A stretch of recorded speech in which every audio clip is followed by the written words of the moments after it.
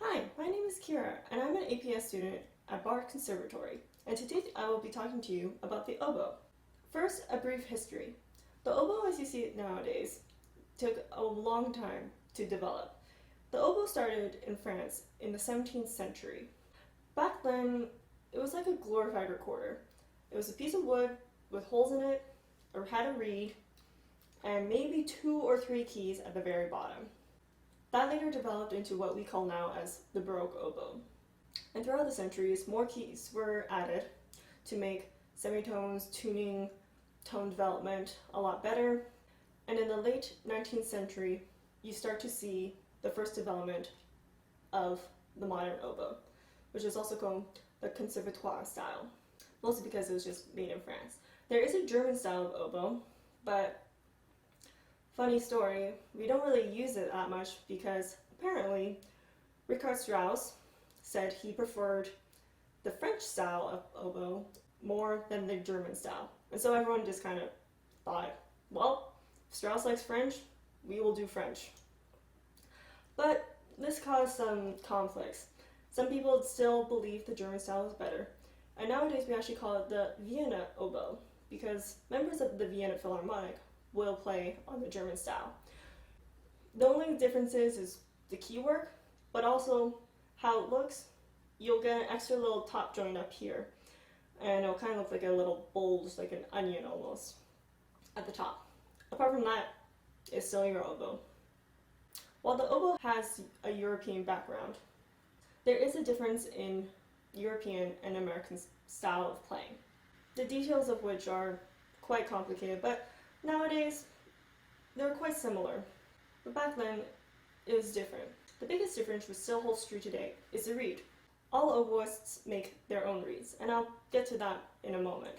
But basically, in North America, we choose to scrape our reeds a different way than in Europe. This creates different sounds, timbres, and overall this affects how we play our instrument. So let's get into remaking, because remaking is a huge process.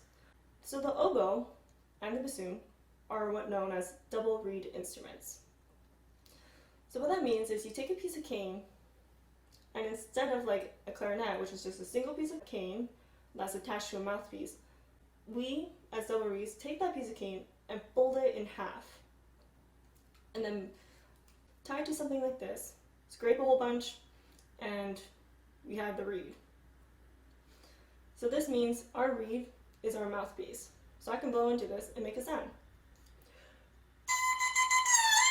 Reed making takes a lot of time to learn.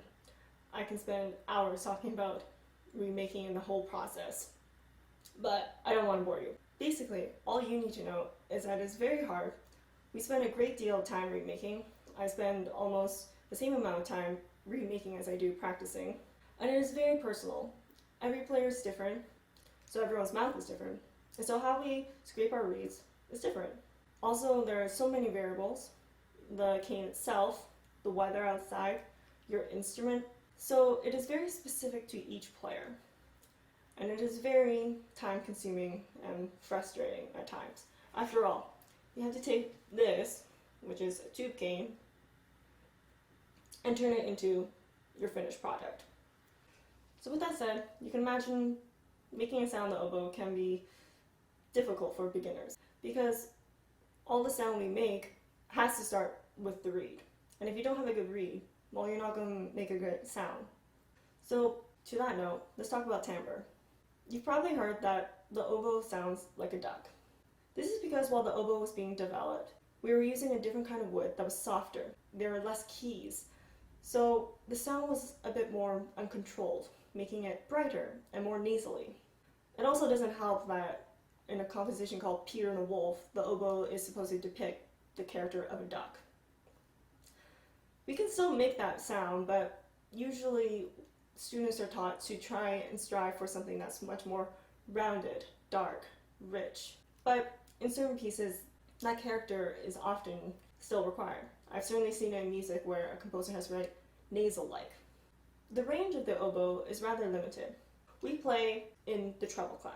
So if you can imagine a treble clef staff, our lowest note is a B flat right below the staff, or right below middle C. And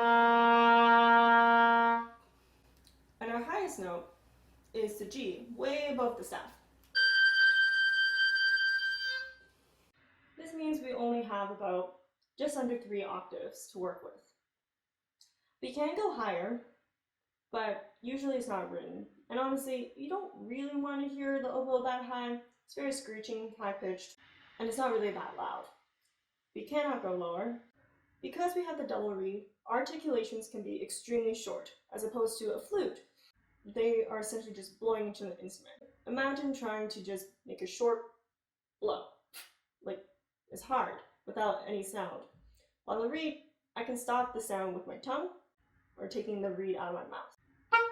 So, the oboe isn't that loud of an instrument. It can be loud, but brass can easily play louder than it. Same with clarinet or piccolo. So the oboe is usually used in an orchestra to add a specific color. You often hear oboe solos, which are very exposed, can be very melodic and soaring.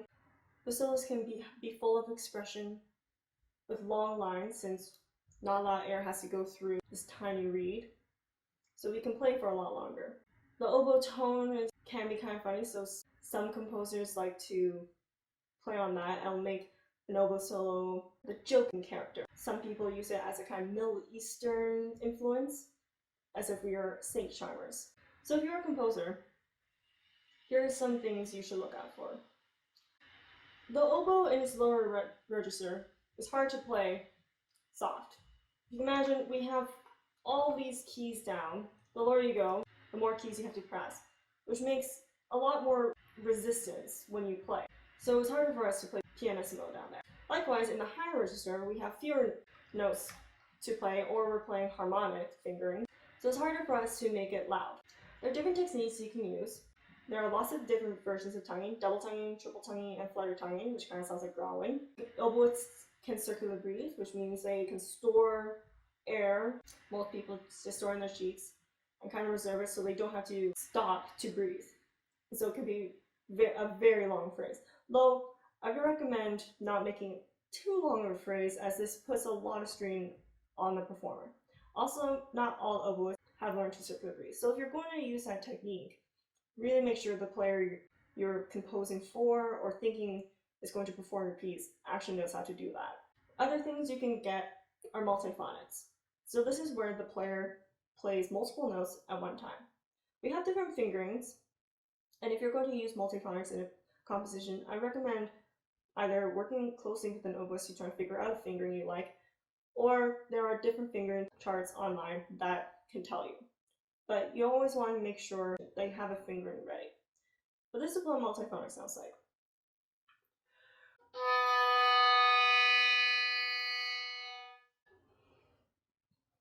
It's kind of harsh. There are some fingerings that you can nicely taper, but depending on the multiphonic, sometimes you kind of just get a sound and you can't really do much with it. If we're going to compose this, you really want to make sure the note prior and or after is good for the player, because fingering is a huge problem. If you're asking me to do an opera fingering to get to a multiphonic, but you want a seamless transition, it's going to be very hard. Then there's the concept of microtonality. On a string instrument, this is a lot easier because of how they produce their sound. But for us, our instrument is built to be in tune. But we have something that we call pitch bending that we see. So that's where I play the note and I lip it down or up. Though on the oboe, it's always easier to go down, as in flatter, such as.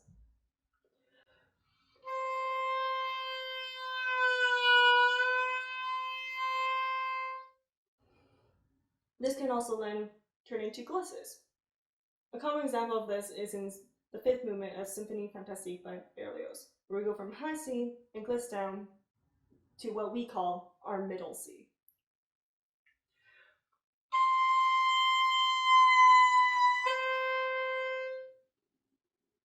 But you could also just have a gliss where you just fill in the notes, such as this.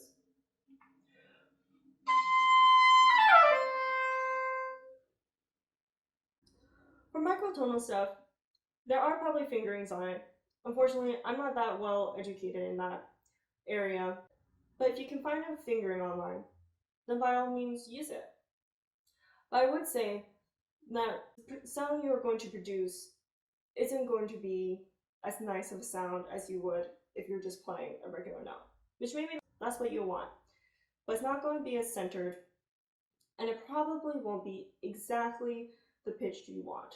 Other thing to consider when playing the oboe is our ideal range is probably the A that we often tune the orchestra with, and the octave above.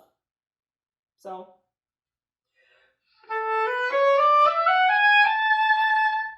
anything higher, we get into some tuning things. Anything lower, we get into our lower register. We also have what's called a half hole. It's this top key, and usually it's like this, but on some notes, I move my finger down like that. And this creates the half hole. I need this for some notes, but this really is harder than it looks. And it divides our oboe into our top register and our lower register. So downward slurs that go over this, which was what we call the bridge, can be extremely difficult. Well, actually any downward slur, because I'm adding more keys. So there's a lot to think about. How much air I blow, making sure all my fingers go down at the same time, and what my lips are doing.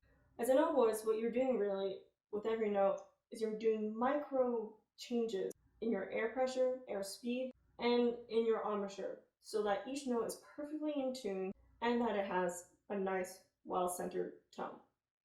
Now speaking of tuning, you probably noticed that the orchestra tunes to the oboe.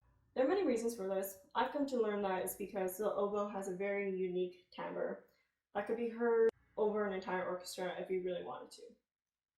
So while the entire string section is tuning, and I'm holding still my A, they can still hear me just far in the distance. But also, the oboe, unlike a lot of instruments, can really hold a stable pitch. So it won't wobble, it won't become sharp or suddenly flat. We are able to just hold it wherever it needs to be. And that's very important in tuning, as you can probably imagine. The oboe is a very unique instrument that I've come to love very dearly. And I hope this has taught you something about the oboe, and maybe has inspired you to learn more about it. So I will leave you with a few excerpts from orchestral pieces that really feature the oboe at its best. I hope you all stay healthy and are staying well in this crazy time.